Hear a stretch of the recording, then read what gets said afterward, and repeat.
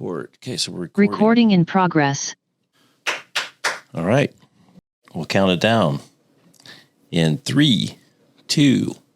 Hey, welcome back, everybody. Jeff here, coming to you for another episode of Turn the Lens, and we're going to do something a little bit different this time. You know, recently I've spent a lot of time with my buddy Dave Cairns. He's running a thing called Inspired People, Inspired Places, and he does it in a virtual space called Virbella. And, you know, he talks about the comfort that a lot of people have in a virtual space when you're not looking at a camera, and it kind of changes the dynamic. So I reached out to Eric at Zoom and I said, Eric, you know, maybe you should have avatars, because apparently my friend Dave says that it helps people be comfortable, maybe not having the camera turned on all the time. And Eric said, Jeff, we have it. Why don't you try it out and tell me what you think? So I thought, let's do an interview in the virtual space with my buddy Dave. And we will we'll get an experience both what it feels like to actually do it, but also his experience, because he's been doing these for quite a long time. So welcoming in through the magic of the internet from east of the Eastern Time Zone, Prince Edward Island, he's Dave Cairns, the Senior Vice President of Office Leasing for CBRE, also the home ad that you've seen him on LinkedIn. And in this, again, in this context, the host of Inspired Places, Inspired People. Dave, great to see you. Thank you. Thank you. And I love that you did that little East of East reference, paying respect to where I come from. Love it. And yeah, just for point of clarity, it's called Inspired People, Inspired Places, with the very, very simple notion that wherever there are inspired people, there are inspired places. Great. So let's stay true to this event, and we're going to jump over into our avatar mode. And then what we're going to do is do about half the interview here using the Zoom avatars. And then we're going to go to Dave's world, which is called Virbella. So with that, Dave, let's jump over to our alternate selves and get into this. I got to say, this is my first time actually doing avatar to avatar this way. And my first point is that I don't really like the way that I look now that I shaved my head, put on glasses. Hey, it's going to keep getting better, the tech, right? Exactly. What do you get? I know if you look at those videos that people share of video games of, say, like flight simulators and stuff, and they show the difference of the last 20 years, it's pretty amazing what it can do. So here we are. So we're in our virtual space. So let's get into it. And the first off, I wanted to ask you about people's reception to getting in virtual spaces, because, you know, you talk quite frequently that you hope at least people have an open attitude and give it a try. And I know you've got kind of a format, which is a nice way for people to give it a try. And I would imagine for a lot of people, it was their first kind of try or foray into the virtual space. So kind of that initial reaction, and after they've been in it, what do you find? Yeah, well, you know, it's funny because, like, when we talk about hybrid work, we're often talking about designing, you know, the experience for the person that is not in the room. And what I think is interesting about doing things inside of a virtual world is often, I think what's really great about it is that you can design the experience for the person that might feel the least comfortable to speak up. And I think that is one of the key sort of, like, I don't know, mantras or ethoses of what Chris Moeller and I decided to do with, you know, conducting a conversation series that's focused on the future of work and the future of living in a very broad context. You know, we talk about everything from the future of education to the future of family, what it means to be a global citizen, how are people really feeling in this kind of like post-COVID, post-traumatic growth phase that we're all experiencing right now. So these are very big, broad topics. We could obviously do this in many different ways, both in person and online. But we decided that we wanted to try this out inside of a virtual world for a few key reasons.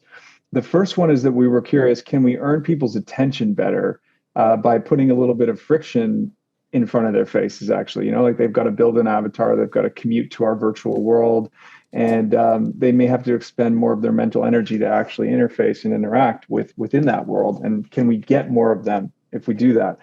The second thing was really around, I kind of hate the buzzword, but psychological safety, right? Like, more that comment I just made, like, how can we cultivate an experience and a vibe that makes the least comfortable person the most comfortable they could possibly be to say something real? And that's been crazy, actually. Having done this now almost 20 times, some of the stuff that we've heard from people has just been off the charts.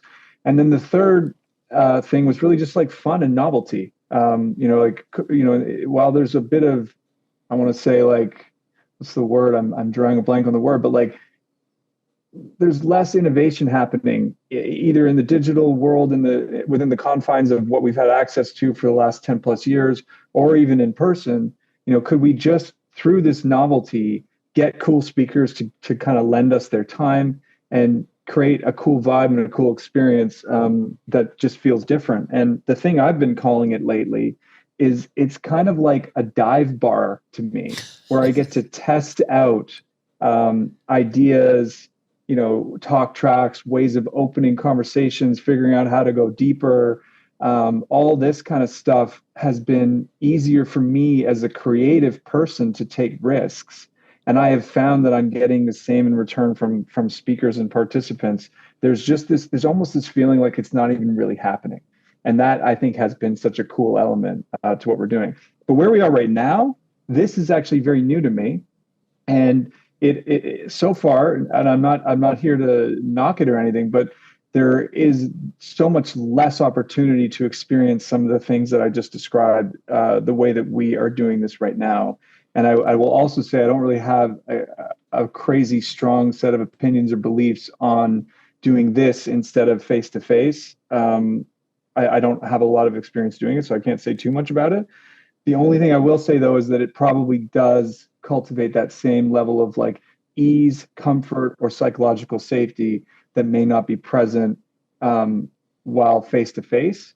The only thing I guess I ask myself is like, how much of an incremental benefit is there to doing it this way rather than just going cameras off? And I don't have a strong opinion there, but this is the first time I'm trying it.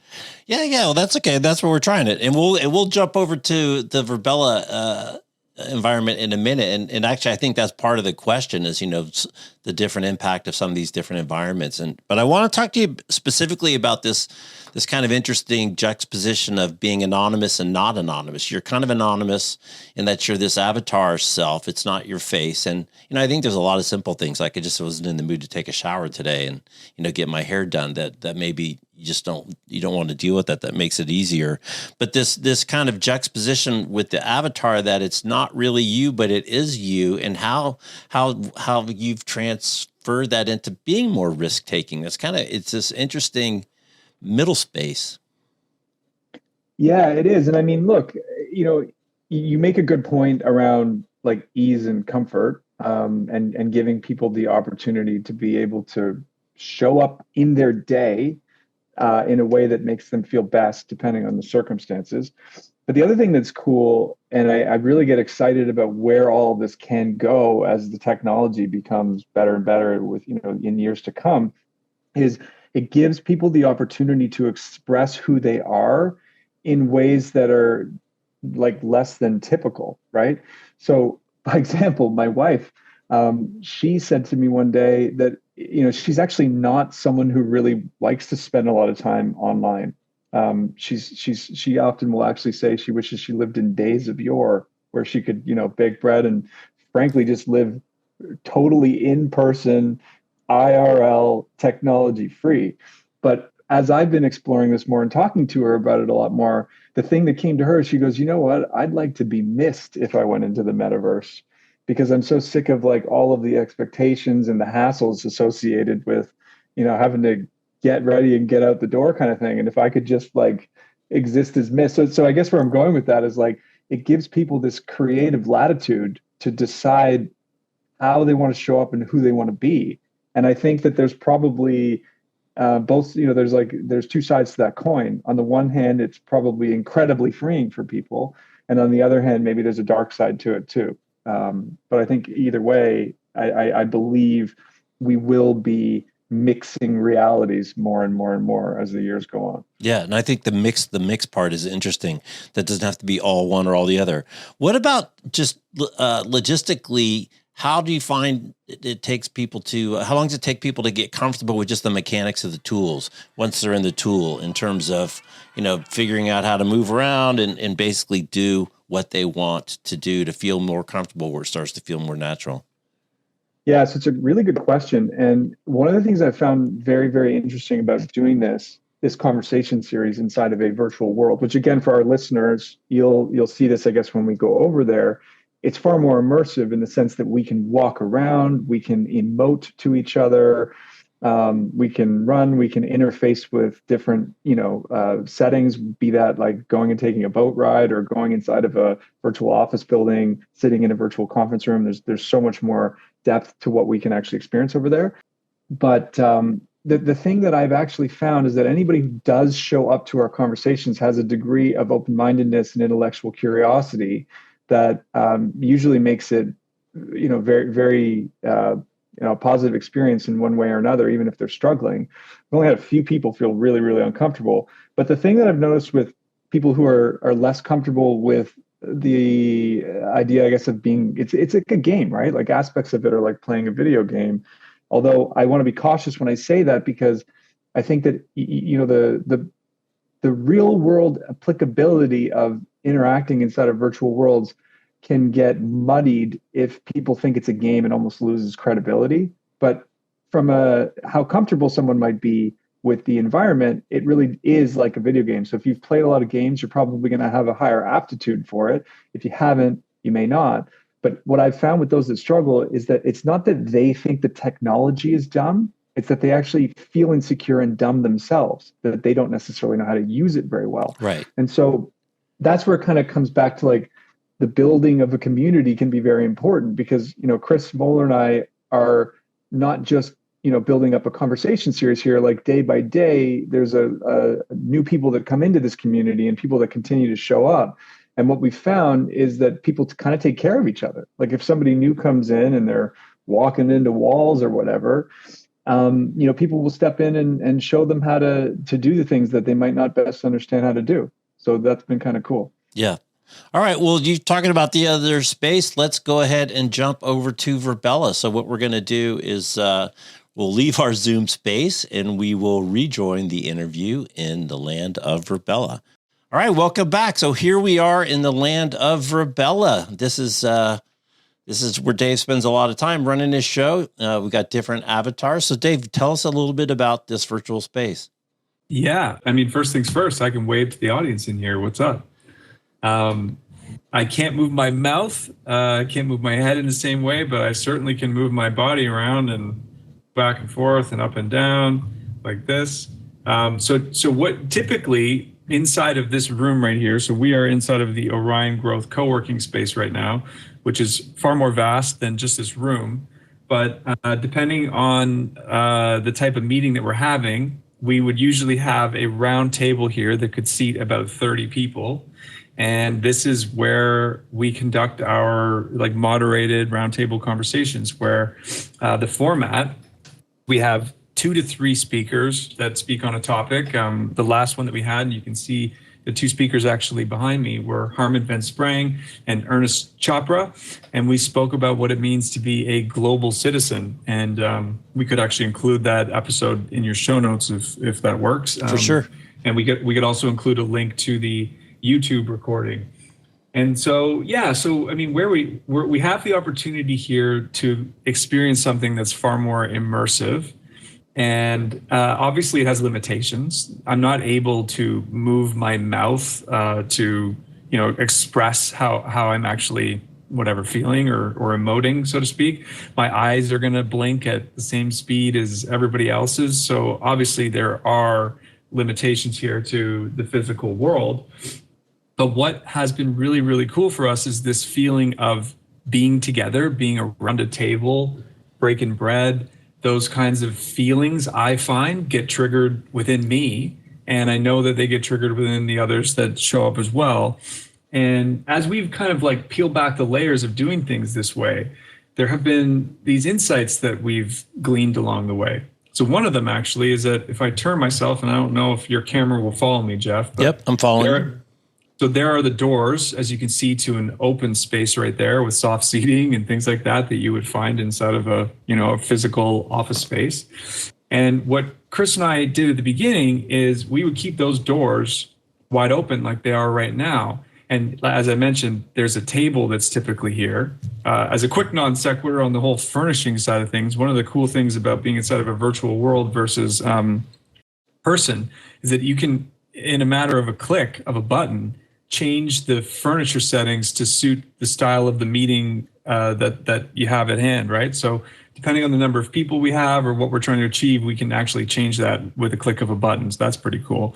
But yeah, Chris and I would keep these doors open. And what we found was that people would actually just come and sit down in their seat, not too dissimilar to an in-person setting where there's sort of that social awkwardness where people maybe don't feel comfortable to actually interact.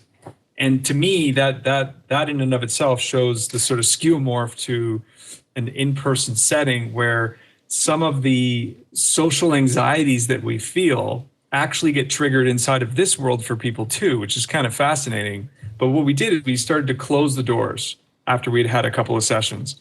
And what happened was kind of magical. People started to have no choice but to congregate and wait for the meeting to start. And we ended up getting the benefit of experiencing some of those before moments that people talk about being so important that get missed in a Zoom setting, right? And so for people that continue to show up to our sessions, they say hi to each other, they have informal conversations. For new people that are showing up, you know, there's a good culture around what we've built with Inspired People, Inspired Places, and we're here to help people, you know, navigate this new experience. And so people that are more regular just sort of step in and help people, and we get a little bit of a buzz going before we actually start the meeting. So that's just sort of at a high level some of the cool benefits that you can get that you kind of can't get on Zoom. So it's really interesting to contrast the interactivity in the direct connectedness of the avatar with me right now. For instance, on the Zoom one, every time I look down at my notes to see what I wanted to ask you next, you know, my head went down. Where here I have a little bit more, I don't know, secrecy, or I can look around and I can check my notes and I can grab a sip of coffee and it doesn't impact the avatar. At the same time, you said, you know, you've really been able to create tight bonds and meaningful moments with people. Where do you think the magic happens? Where's kind of the magic line between being too realistic, as you said? Is this even a viable substitute for just being online? If it's tracking everything I do, why not just put up a picture, versus having enough of the person to person aspect so that you can actually build real intimate connection? Well, so yeah, it's interesting because like I said, I've only done this one that you were just mentioning today with you, right? Where your head moves or whatever. But if you just watch this for a second, you know, I can dance here and express, you know, and by the way, I joke with people who come in, Gen X literally loves to dance in the metaverse like no other generation that I've ever seen. They just immediately take to dancing in the metaverse. But what I prefer actually about this format that we're in right now over the Zoom avatar version is that I would rather be able to emote and do things like laugh or wave to somebody or cheer or clap. I would rather have access to that. Like, for instance, in our sessions, when somebody says something impactful or we welcome someone, you know, we welcome a speaker, a lot of audience participants will do what I just did. They'll clap. If someone says something insightful, you know, that's more confused. But if someone says something insightful, they might, you know, make a pondering thought, you know, thing like that. Right. So those types of emotes give a really good indication of how people are feeling in a communal conversation. And especially while we are, you know, conducting something that is moderated, I find that, and again, going back to that psychological safety piece, right? People that might be completely deadpanned in an in-person setting or on a Zoom screen are actually going to be more likely in here, in my observation, to emote in the ways that I just mentioned. And I find that brings a level of connectedness that is really cool. And in me as a moderator, it gives me a good idea of how I'm doing and how the conversation is going. In addition to that, we do have a public chat feature, which, you know, usually gets really, really fired up throughout our conversations. And I find that it's equal to or better in terms of engagement from audience in the chat inside of these conversations than I find in a Zoom webinar or something like that. And I think that part of it is this connectedness that people feel, because there's this element of feeling like you are actually physically around the table with one another. If we were seated here, I could turn my head and look at the people beside me. They'd be able to see that from me. So there are just those elements that really, actually, I think even with existing technology, give some of the key benefits of being in person that aren't possible through a Zoom screen. And then, in addition to that, it's not, Chris and I, or anyone I think that uses this stuff, wouldn't suggest that this format, certainly at least in its current form, should ever be replacing in-person interactions or even replacing all of what we just did on Zoom.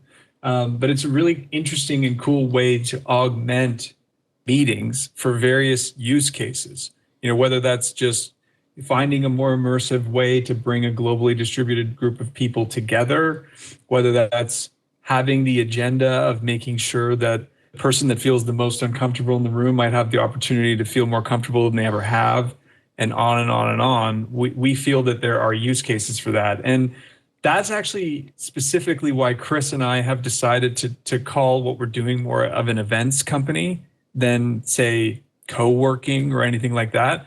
At this point, we haven't found a meaningful use case for, basically just working from this space every day. I'm personally not convinced that this is probably the next frontier of the virtual office from the perspective of productivity and quick bursts of communication that might need to occur. I've actually found that this software Roam is a little bit more interesting for that than the metaverse. But for running events and anything that might be a more of an immersive interaction, I really do like this. And frankly, as I was kind of going back and saying, there have been elements of doing it this way that I've actually enjoyed more than in person, because I kind of called it like a dive bar concept, right? I've been able to explore parts of my creativity that I don't believe I would have been as comfortable doing had I been in person. And I know it's the same for some of the speakers because they've told me that. And I haven't been able to, road test this yet, but I sort of suspect that I'm probably a more comfortable moderator in person because of what I've done here than I might have been if I hadn't done it. Right. It's just interesting as you're talking, and I'm thinking of the gaming aspects, just in terms of when you get competent at a particular game, or even driving, to forget about electronics, where, your connection with the inputs and outputs is so tight and so hardwired and so thought-free that it does direct connect your emotion to whatever it is that you're doing. And I can see, as you're going through all those different motive examples and waving and jumping and dancing, that once you get comfortable enough with the tool, it does direct connect the emotion of feeling good about dancing with what's happening on the screen through that touch of whatever the keystroke is. Yeah, for sure. And I mean, Darren Murphy, he's been on your other show. We had Darren along with Chris Hurd and Dr. Gleb Tversky come and talk about it was a really cool conversation too. I'd love to drop that in your show notes. It was called Life After Hybrid Working, When the Future of Living Joins the Chat, which was a really interesting conversation unto itself, regardless of doing it in this format. But when we welcomed Darren to our lobby that you and I were just in, he remarked to me that one of his favorite methods of communication is actually the phone, like just speaking on the phone, no video, nothing at all, because it gives him the best opportunity to actually immerse himself in what somebody is saying and stay the most connected to their words. But that what he then went on to say is that he felt this sense of being together while getting the benefit of, this reducing that stress that can sometimes come from having to evaluate every aspect of someone's physicality while you're trying to understand what they say. Yeah. That's why I asked kind of the steepness of the learning curve. Once you get over the clumsiness and the clunkiness of just literally trying to figure out what the heck is going on, then you get into a much more easy flow. Well, let's jump back over into the real world to wrap up. All right. Well, welcome back to the real world. Well, Dave, that's a really interesting tour. I appreciate it. And you said you've been doing 20 of these, so now you've got quite a history and quite a data set and quite a learning of them going through this. Are people more receptive to it? Do you find? Are they less? Well, clearly they're showing up, so they have an interest. But it's interesting the way you said you added friction to basically increase commitment. Yeah. And now we're at a point where we're trying to figure out how to keep that secret sauce that, as you say, increases commitment through the friction, but figure out the way to actually grow the denominator of our audience base. Because of course we want to do that. We want to get more people connected to what we're doing. And what I should also say is that Chris and I have the vision of being able to create a community that is both digital and in person. And on that note, I actually a lot of people say IRL, in real life. My personal belief is that wherever human consciousness is colliding is real life. So, I actually believe it's more appropriate to say in person than it is to say IRL. So I thought I'd just mention that. And it's not that, anyone would or should take offense to that use of the term. It's part of the zeitgeist of our society. Right. But I try to be a little bit more intentional with the way I communicate these things now that I've actually spent so much time doing this inside of a virtual world. But yeah, we have the goal of growing a community that can hopefully leapfrog into the in-person world as well. But in addition to that, we feel that meeting in this way, it has really, really awesome opportunities for globally distributed people to connect. But I admit I don't have all the answers. I don't know how to go about growing that denominator, because one of the key problems we face, and you and I have talked about this offline, is that we haven't found the best possible way to get people's calendars blocked for these events, right? Because if we create a LinkedIn calendar, like a LinkedIn live thing, people think it's that. Otherwise, we're trying to include in the comments section of posts that we promote, the download link for Virbella, our form to fill out so that you can get on our email list, and a LinkedIn page, a LinkedIn group that we have, right? Like those are the ways we're doing it. The only thing that we've come up with to try to iterate on this for our third season, which will come out in the next couple months, is to do our best to actually book out the whole season before it starts, which is a challenge unto itself to get 10 episodes of a season, all of the speakers committed, everybody committed to a specific date, because we do this live, right? We don't have flexibility around it. We try to do it on the same day at the same time to create some consistency. Right. But if we can figure that part of it out, then at least to the community of people that have given us their email, we can actually send them out calendar blocks just to at least make sure it's in their calendar, right? Right. They're still going to have to remember that it is not a webinar, that they're going to need to go and download the software client or open it up if they already have it to come to the conversation. But that's one thing we're trying to figure out at least. But if you have any ideas on how to grow the denominator with this kind of friction, I'm all ears. I don't have all the answers. Well, I'm also curious because how many people are showing up, and what's the magic number? And when you hit a certain denominator, is that you have to break out in breakout rooms? Is it 20 people? Is it 30 people? Out of that 30 people, are there 2 major contributors, 10 participants, and 20 people that I'm just here to learn and not necessarily participate? I think you're going to get a lot of interesting data, and I would be curious to see how far you can stretch that before you I think it's 200 is the number that wedding planners use, right? It's like the magic number or whatever it is in terms of size of relationships and stuff. But it would be curious to see. I think you're fighting a little bit the tides on the sync versus async consumption. That's just the reality. So I think you just have to. I think you're doing the right thing. You just basically pick a pattern so that people at least know the pattern, and if they choose to participate or get involved in the pattern, there's some consistency there, because people like to consume on their own time. So you definitely need to have some type of async consumption component of it in terms of the review or the notes or the come back and watch it again, or all those types of things. Yeah, absolutely. We do record the conversations. We do put them on YouTube. They're not very engaging to go and watch back because we've been trying to find interesting ways to shoot content that way, but we kind of arrived at the fact that it's not worth trying to expend that extra energy to make that YouTube experience really, really top notch, because I think there's just too many limitations. But it's at least a place that people can go and digest the content asynchronously, because the content in and of itself is incredible. And I really do think part of it is this whole dive bar thing that makes it cool, because people feel a little bit more comfortable to say things they might not say in other domains. But yeah, I think that the goal for me, going back to your other comment around like, what is the secret sauce in terms of the size of the gathering? That's really an interesting exercise, Jeff, because it actually is a lot like the in-person side of things, where right. you end up like with a great small group or a middle-sized group that can get a little bit awkward, or then you get into large formats. We've found that around 30 people is perfect in terms of engagement. We can all sit around the same table, and the amount of participation goes up.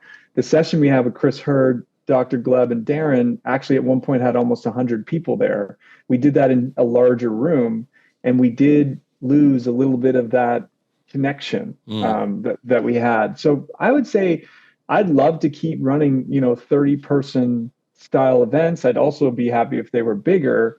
The thing I would really want to see happen more than anything is to be able to grow the community with the knowledge that not everybody shows up every time. Right. And maybe, who knows, maybe all of a sudden the community might be moderating their own conversations in the future with 30 people in them. And maybe I'm not doing all the moderating. Right. That would be cool. Who knows? This is purely a passion project right now, and a thought exercise, and kind of just seeing where it goes. Yeah, it's cool. Well, I just want to give you the last word, because one of the themes you talk about a lot is just experimenting and just trying, and hoping people will have an open attitude. And clearly, you've taken a lot of experiments in your life, and you've tried a lot of things, kind of unconventional paths, to see if they worked out, and you've hit on more times than you've missed, which is great. So, final kind of thoughts in terms of encouraging people really just to try and experiment and not be too judgmental, and even accepting of the fact that it's probably going to be a little kludgy, and it may not be super comfortable, and you may not get it the first time, but to not just discount it without really some exploratory investigation. Yeah, I mean, I'll make my comment to have nothing to do with whether you show up to any of our conversations or not. The thing that I've learned through all this trial and error in my life that you mentioned, Jeff, which you didn't allude to all the stuff, I won't allude to it either, but you can follow me or look me up or send me a message and I'll tell you more about my life choices. But as I've experienced more of them, I have come to realize how little I know about anything. And so I have, every day that goes by, I just have more humility and more open-mindedness to the things that I don't understand.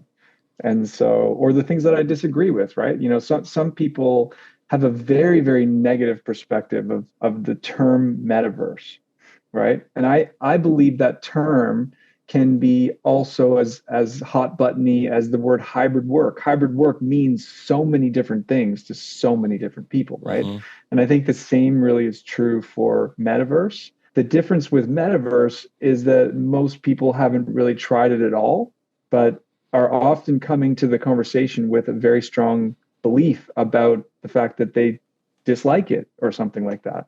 So I guess if you're finding yourself feeling all hot and bothered inside about the word metaverse, maybe just remember that we don't really know a lot as human beings about anything.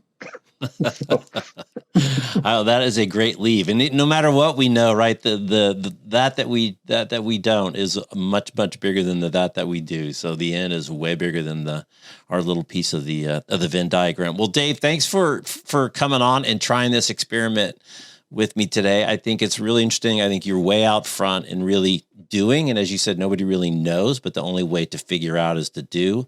And you're a big doer, right? We could talk about it till we're blue in the face, or you can just start doing it. And really appreciate the time and the insight. And, congrats to you and Chris for 2 seasons in the books, right? Thanks, man. Appreciate it. This was fun. No one's probably ever done one of this before. We've done physical faces, Zoom faces, and Virbella. Who's done that before? Yeah. This might be the first time ever. And none are substitutes for the other, but they're all options when the other one's not available. So I think that's the right attitude. Yeah. All right, Dave. Well, thanks a ton. Have a great day, and we'll catch up to you online. Thanks, man. All right. He's Dave. I'm Jeff. You're watching Turn the Lens with Jeff Frick. We'll see you next time. Thanks for watching. And for those on the podcast, you might want to check out the video. It's not the normal video that we do. Take care.